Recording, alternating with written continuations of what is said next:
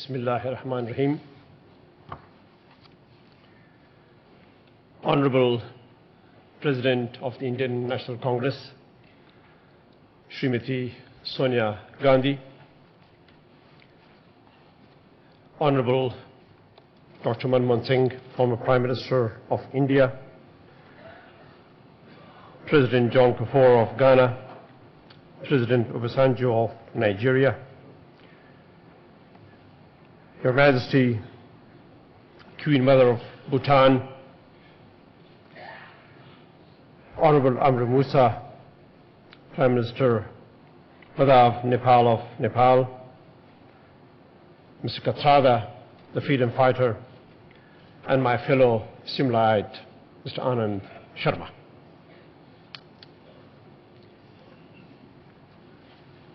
Respected delegates, honorable leaders, friends, and fellow students. It's a tremendous honor for me to have been invited to the commemoration of a personality with whom I was familiar even in my younger age and as a teenager. Being an Afghan and being close to India geographically and emotionally and politically, of course,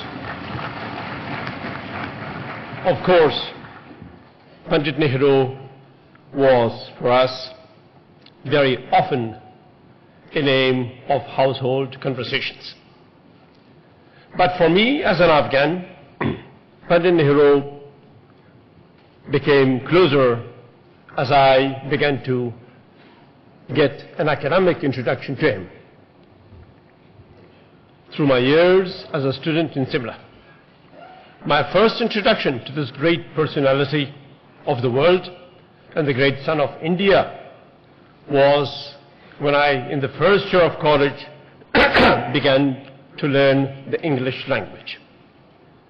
And by going through my syllabus of the English language, a book called Prelude to the English Language had an essay of Pandit Nehru. In that essay, a part of it read this way: and I came out of the coal mine with my head spinning around me. This was the story of Pandit Nehru visiting during the colonial rule a coal mine somewhere in India. Seeing the plight of the coal mine workers and the foreign rule and the connection between the two, when he came out, he said, I came out with my head spinning around me. For me at that time, this was a curious question. Why was he coming out of the coal mine with his head spinning around him? Later on, as I studied his Discovery of India, one of the most remarkable books that anyone could read, I found out that by that he meant independence for India as an end in itself, but also independence for India as the means to the better, improved life of the people of India, and India's connection again to the surroundings region of India and to the rest of the world. So, through that essay, I learned the connection of Pandit Nehru and all other freedom fighters of India to the people of India, to the masses of India. A remarkable story that Pandit Nehru tells in his Discovery of India is of his meetings with large gatherings of people during the campaign for independence, during the struggle for independence. Pandit Nehru writes that he would go to meetings and people would say, Bharat Mata Ki Jai. And he would ask them, and he kept hearing this, and one day he asked, who is this Bharat Mata? What is this Bharat Mata? And someone from the crowd called back, Dharti. And he said, Dharti, yes, the patches of land of India, the rivers of India, the mountains from Himalaya to Kanyakumari perhaps. Those are my words. But also he told them, the people of India, all the people of India. And when he says all the people of India, that's exactly the essence of his message. No one is left out of independence and the movement forward for India's social and economic change. An epoch story by all proportions, of a nation struggling for independence through such a quality of leadership without violence, as the Mahatma would ask, and in pursuit of a greater good for the mankind, as the leaders of the Indian movement for independence would ask. And then linking free India to the rest of the world in full light of India's civilization and culture and heritage and the beauty that it presents. Pandit Nehru has been second only, you know all whom, Mahatma Gandhi. His disciple, his student, but also his intellectual counterpart. Faithful and yet challenging. The story, ladies and gentlemen, inspires all of us. And through the struggle for independence, India not only gained independence, but it transmitted a broader, bigger message to all the humanity of non-violence, of the greatest values that mankind holds so dear, of peace and of coexistence.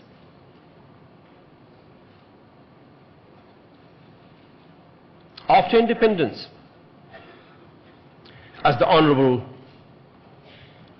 President of the Indian National Congress just mentioned, India, through the work of Pandit Nehru and his associates, became the greatest democracy on earth. Many years ago, during one of India's elections, the Time magazine or the Newsweek had a remarkably beautiful headline: India's elections, the greatest show on earth. Indeed, the greatest show on earth. And through democracy and through the revitalization of India's institutions in the modern configuration of it, the parliamentary democracy, the freedom of expression, the freedom of media, and the reinvigoration of Indian culture and music and languages and the millennium-old civilization and its presentation once again to the world and its connection once again to the world. Nehru's worldview, one of equality, one of cooperation, and one keeping away more remarkably from the military blocs that led to the non-aligned movement. All of this, as an Afghan and as Afghans, inspired the Afghan people. Our country was among the first to participate in the non-aligned movement. Our country also, very luckily, had a role and an association with India's movement for independence. Raja Mahendra Pratap, Maulvi Rahmatullah, Maulvi Ubaidullah, in the 1915 and 16, came to Afghanistan and established a government in exile in Afghanistan for a while. Subsequent to that, the Frontier Gandhi, as he is lovingly called in India, Khalid Ghaffar Khan, and later in 1940s, Netaji Subhash Chandra Bose, were all personalities and leaders who came to Afghanistan and from whom Afghanistan learned as well. So we are,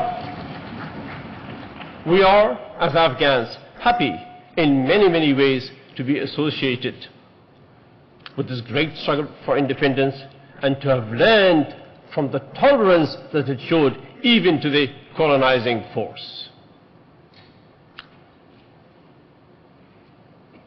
We too, ladies and gentlemen, in the past 13 years have emulated, have followed in the footsteps of India and its great leaders in trying to bring democracy to Afghanistan, in trying to recognize a multi-ethnic country, the freedom of the press, the freedom of speech, and the principle of social harmony. Indeed, that practice has helped Afghanistan, and because of that it is today that I stand before you as the former president of Afghanistan. It's democracy and the will of the Afghan people that brings me here.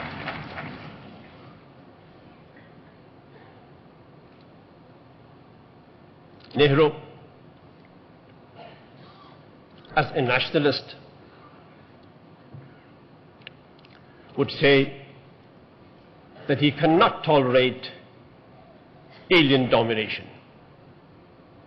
Nehru also, as a nationalist, would say, but this also should lead India to economic and social change. It is this principle that we hold dear all over the world.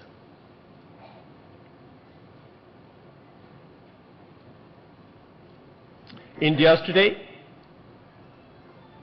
indeed has a responsibility based on the principles that it evolved for itself and as an example for the rest of the world. There are many around the world who still are under one form or the other of domination and in need. And I'm certain that India's leaders today will fulfill their responsibility in providing assistance and help to the rest of us around the world.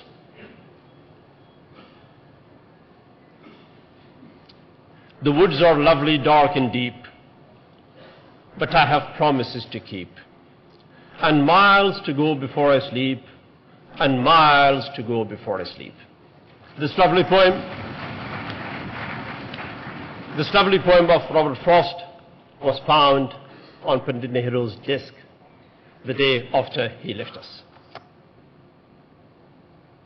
His dream is fulfilled in many ways. I'm sure his spirit is happier today seeing a great, strong, developed India. And it is this dream and eagerness to continue to work that keeps us alive and working in Afghanistan as well. So, though the woods are lovely, dark and deep, but we in Afghanistan have miles to go further and miles to go further. And India's help has been with us and I'm sure will continue with us as we move further. Thank you very much.